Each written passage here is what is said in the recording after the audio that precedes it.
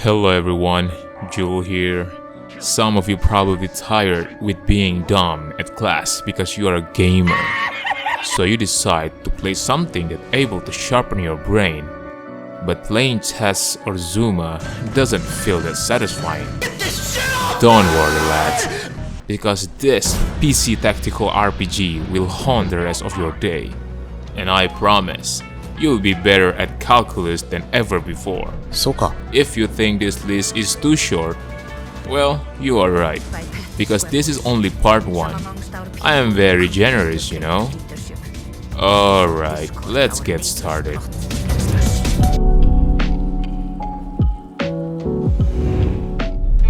The Expedition series is back with Expeditions Viking, a strategy RPG that takes place at the dawn of the Viking Age.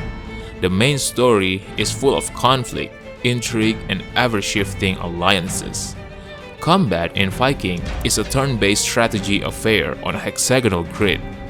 Characters can specialize in any number of weapon and support skills, giving them access to range, melee, and status-based abilities. While abilities are simple, they are thoughtfully designed, with many that synergize well with each other and across skill trees.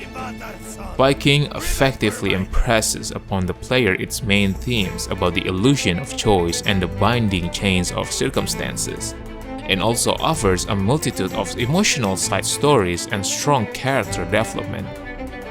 To put it simply, just buy the game, please.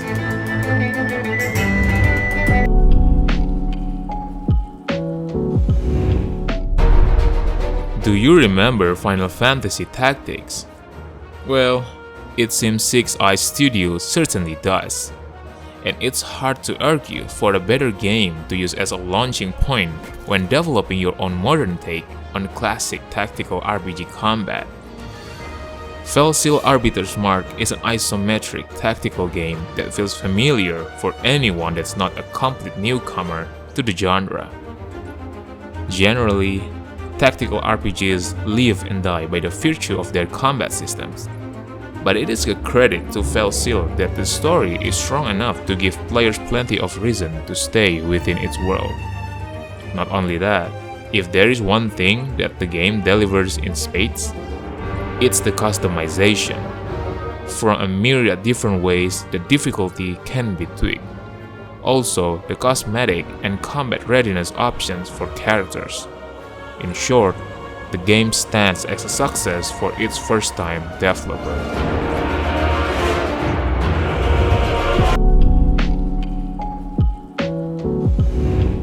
As if it will not, Dick. The Adeptus Mechanicus are in many ways the perfect encapsulation of what Warhammer 40k is about, a bizarre, gothic fusion of technology and religion.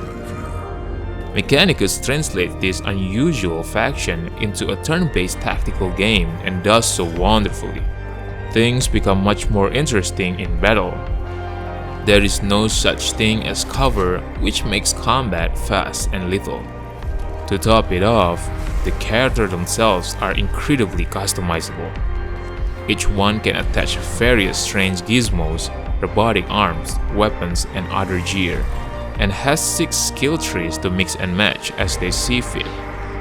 If anything, the customization can get to be a bit too much, because you are probably one-shotting the enemies if you manage to make a good build. But hey, winning always feels good, right?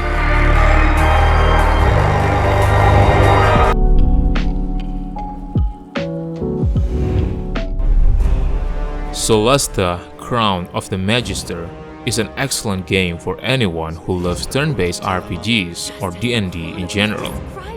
Since there are so many options for difficulty and game rules, pretty much anyone can play it, regardless if you want something easy to experience the story, something extremely challenging, or something in between. Solasta doesn't impose any order to what each character does when it comes to combat. Some games require movement, attacks, buffs, heals, and bonus actions to be done in a particular order, which can be frustrating in many situations. Here, You could do things in whatever order you want. One of the strengths of Solasta is how well it threads the needle in the early game between giving enough information so even players who haven't played D&D before can follow along, and not taking the tutorial so far that the beginning is boring for D&D veterans. The entire process of creating a character is clear and allows for a good amount of customization. In short, this isn't a game to sleep on.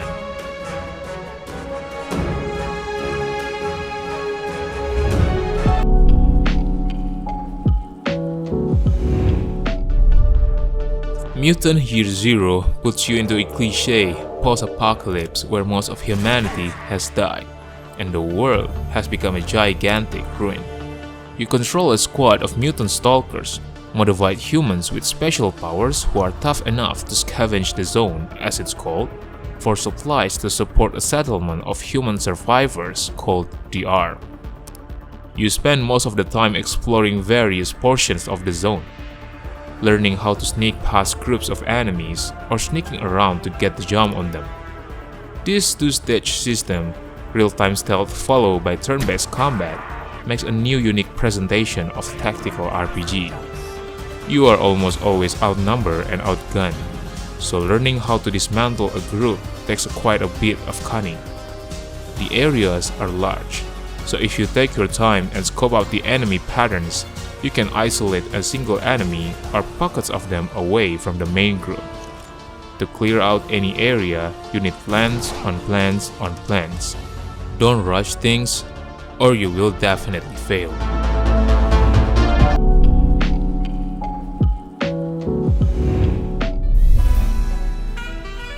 Disgaea V Complete is the Divinity version of Disgaea V Alliance of Vengeance and contains all of its DLC, including some extra contents. Because this is the 5th mainline entry in the series, it benefits from all the quality of life improvements from any previous Disgaea. Gameplay is similar to its predecessors in a lot of ways, namely in how combat plays out in a grid-based, turn-based fashion. However, creating characters is somewhat different. Instead of using the Dark Assembly like in previous games, this time the game requires you to use a recruiter and spend money to create characters for your army. But of course, you must unlock a class before you can create them. Unlocking classes is more dynamic than in previous games though, as some are achievement or story based, while others require you to fulfill quests and side content in order to unlock them. There is a lot to love with this game as well. The Disgaea V characters are interesting and funny, the storyline is entertaining, and the gameplay is engaging. It may take a while for you to master many of the concepts, but don't worry, because the difficulty is adjustable, and the game teaches you everything you need to know.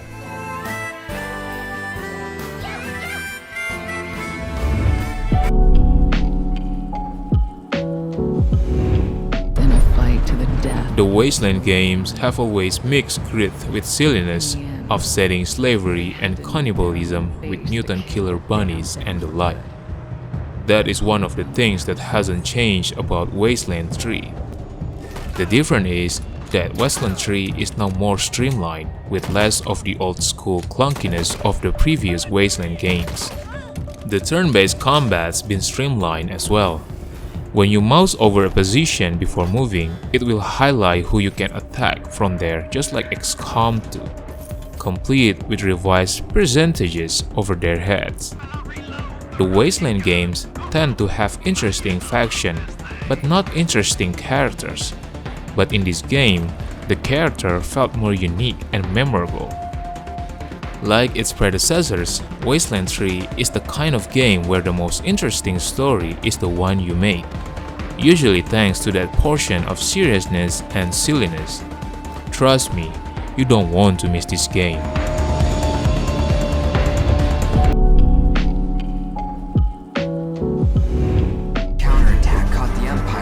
Valkyria Chronicles 4 follows a pattern familiar to the tactical RPG genre. It is split between preparation time in your base and high-stakes battles where you control your platoon. Valkyria Chronicles gameplay is polished to perfection. You start each round looking at a map of the battlefield, but whenever you select a soldier, the action zooms down to their perspective and the action plays like a third-person shooter. However, every unit has a certain amount of distance they can travel before exhausting themselves. Battles are much more frantic than the kinds of engagements you experience in other tactical RPG games. Every new battle is a chance to test your skill, and each new victory feels well earned.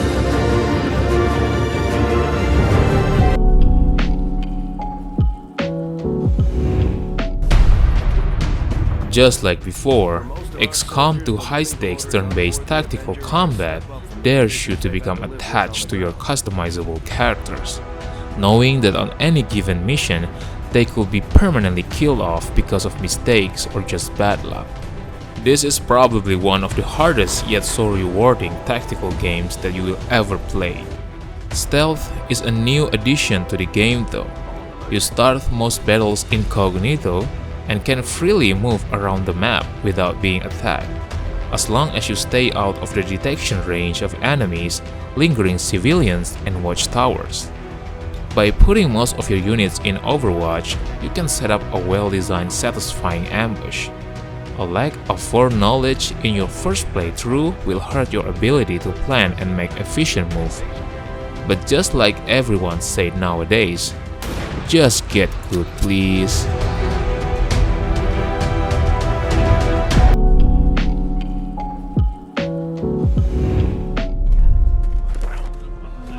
Divinity Original Sin 2 really embraces player creativity. That freedom to experiment and to make mistakes is present right from the get-go when you make your own character, like constructing a persona and custom class out of a series of origin tags, attributes, and skills. The story is elevated by strong writing and voice acting that effortlessly jumps between whimsical and brutally grim. It can be surprisingly touching as well. The combat system is basically turn-based, much like classic RPGs. The game has a strong focus on systematic gameplay. Combat begins as soon as you get close enough to enemies to be noticed or when you actively engage an enemy. When your party is split up and one character picks a fight, the game will only be in turn-based mode for that character. The other party members can still walk around freely, start their own fights, or even join that character while combat is in progress. This unique approach encourages players to make strategic decisions. With such freedom, good story, and freshly designed combat, you will not regret buying this game. Alright boys, I think you're smart enough right now to not get an F in the next test. Don't forget to like the video and subscribe to the channel if you like it. Thank you for watching and have a good day. Peace.